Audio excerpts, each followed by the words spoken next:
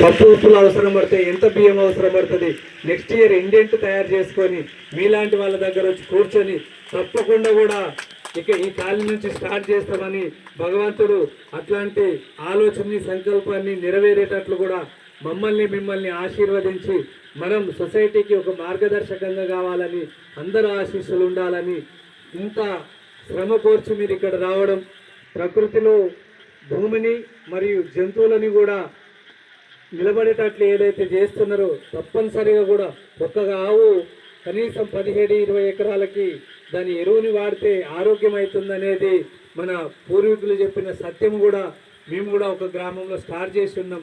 తప్పకుండా మీ అడుగుజాడల్లో నడుస్తాం. యూత్ను కూడా మార్చాలి.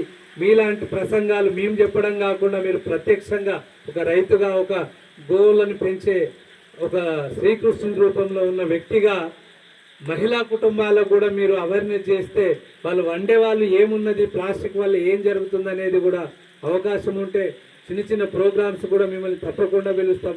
మీ ఉపన్యాసాలను పెట్టించే ఏర్పాటు చేస్తాం.